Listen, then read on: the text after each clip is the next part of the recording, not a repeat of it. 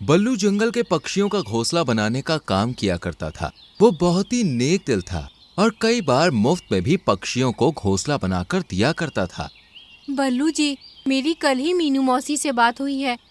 मौसम के जानकर पक्षियों ने कहा है कि इस बार बहुत ही तेज बारिश होने वाली है, इसलिए दूसरों का घोंसला बनाते बनाते कहीं अपने घोंसले की मरम्मत करना ना भूल जाइएगा। तुम भी न रानू, खामखा चिंता करती हो। अरे मैं कल पक्का अपने घोंसले की मरम्मत कर लूंगा, लेकिन आज शाम को मुझे पहाड़ी वाले जंगल में जाना है। हो सकता है कि मैं आज ना आ पाऊं, इसलिए चुन्नू मुन्नू का ध्यान रखना।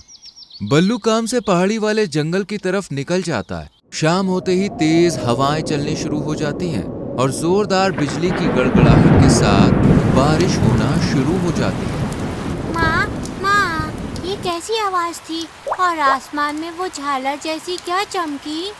अरे मेरे बच्चे, वो झालर नहीं थी, वो बिजली थी। माँ, मुझे इस आवाज़ से बहुत डर लगता है। मैं आज रात तुम्हारे साथ ही सोऊंगा। हाँ, तुम दोनों मेरे साथ ही सोना। वैसे भी बल्लू जी आज है नहीं। मुझे तो डर है कहीं हमारा घोंसला न टूट जाए, इतना कमजोर जो है। रानू मन ही मन परेशान हो रही थी कि तभी दरवाजे पर मीनू मौसी दस्तक देती हैं। मीनू मौसी, इतनी बारिश में यहाँ क्या कर रही हो? क्या हुआ, सब ठीक तो है? पहले अंदर आओ। कुछ भी ठीक नहीं है रानू। वो देख, मेरा घोंसला पानी में बह रहा है। बारिश इतनी तेज है कि मेरा कमजोर घोंसला ढह गया। आज रात मैं तेरे साथ ही रुकूंगी। क्यों नहीं मीनू मौसी, तुमने तो मेरी कितनी बार मदद की है। तुम निश्चिंत होकर यहीं रुको। रानू, बल्लू कहाँ है? कहीं दिख नहीं रहा। यही तो चिंता है मीनू मौसी। बल्लू जी पहाड़ी वाले जंगल में काम से गए हैं, पर मुझे डर है इस बारिश में वो कैसे होंगे। ऊपर से हमारा घोंसला भी बहुत कच्चा है।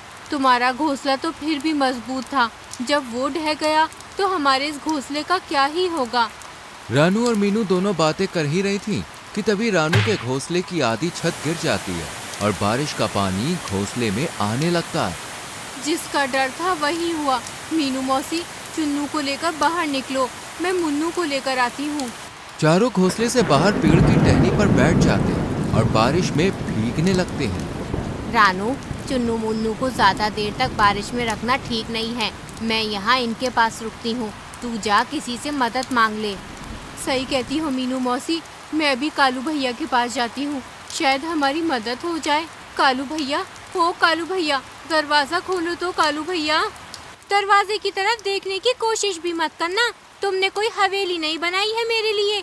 ये टिच्चू सा घर है और मैं इसमें किसी को नहीं आने दूंगी। मैं तो बस देख रहा था। तुम कहती हो तो नहीं खोलता दरवाज़ा, लेकिन बल्लू और रानू ने हमारी कई बार मदद की है, तो फिर। चलो चलो, मदद बड़ी की है। मुफ्त में घर बना दिया तो क्या मदद हो गई? सो जाओ अब। लगता है कालू भैया और गौरी बहन सो रहे हैं। मोंटू से पूछ कर देखती हूँ। मोंटू, दरवाजा खोलो, मेरे बच्चे बारिश में भीग रहे हैं, हम मुसीबत में हैं, मदद करो। मोंटू दरवाजा न खोलकर खिड़की से बात करता है और रानू उसे पूरी बात बताती है। क्या है ना रानू, मेरा घोंसला बहुत कमजोर है, ये ज्यादा लोगों का वजन नहीं झेल पाएगा, इसलिए मैं तुम्हारी मदद नहीं कर पाऊंगा, माफ करना। इससे पहले कि रानू कुछ बोल पाती, मोंटू खिड़की बंद कर लेता है और रानू मीनू मौसी के पास जाती है।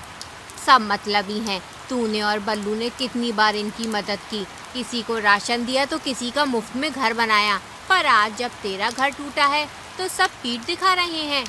अगर मैं अकेली होती तो कोई चिंता नहीं थी, पर चुन्नू मुन्नू के लिए मन घबरा रहा है मौसी। ऊपर से बल्लू जी भी तो नहीं आए हैं, क्या करूं, कुछ समझ नहीं आ रहा। चिंता मत कर रानू, हमने कभी किसी का बुरा नहीं किया।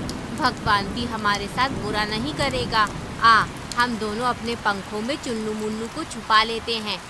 आधी रात हो जाती है लेकिन बारिश थमने का नाम ही नहीं लेती। माँ, बहुत ठंड लग रही है।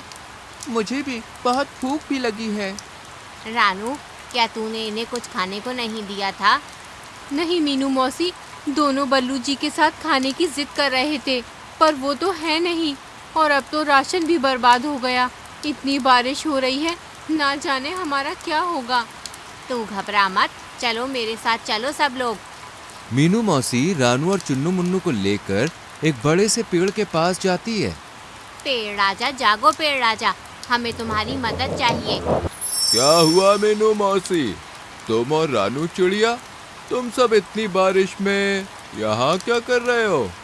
पेड़ आजा, रानू और मैं बड़ी मुसीबत में हैं। देखो ना, रानू का घर ढह गया और मेरा भी, और कोई भी हमारी मदद करने को तैयार नहीं है।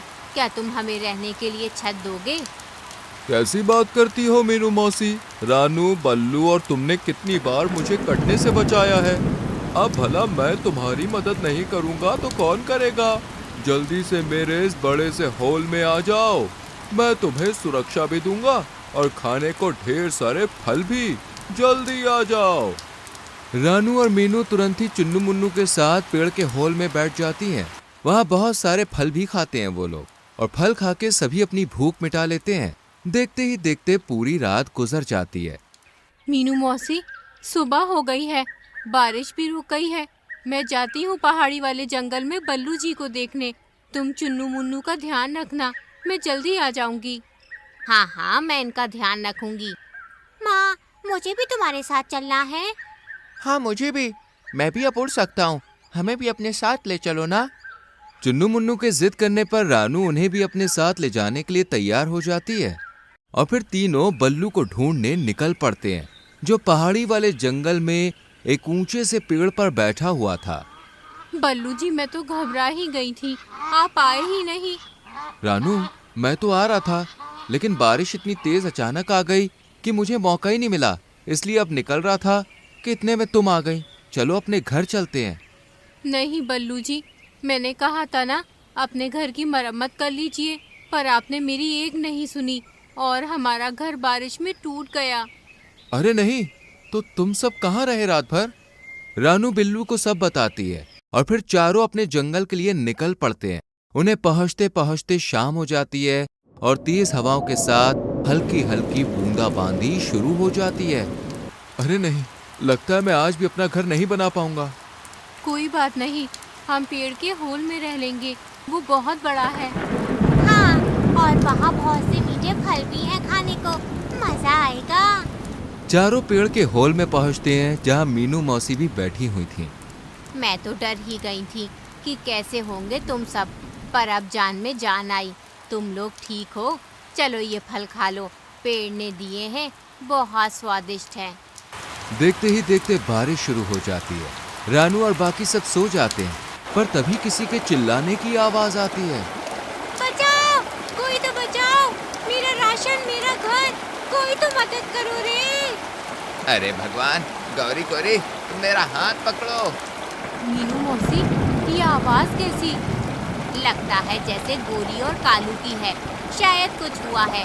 चलो चलकर देखते हैं। हाय भैया, कोई बचा लो रे, बचा लो। अरे नहीं, गोरी तो डूब रही है। मैं अभी उसे बचा कर लाती हूँ। रानू तुरंत ही नीचे की तरफ जाती है और गौरी को बचा लेती है, पर जंगल का माहौल देखकर वो हैरान रह जाती है। चारों तरफ पानी ही पानी था। सभी पक्षियों के घर पानी में तितर बितर हो गए थे। रानू, गौरी को मत छोड़ना, उसे तैरना नहीं आता, वो मर जाएगी। हाँ हाँ कालू भैया, मैंने पकड़ लिया है।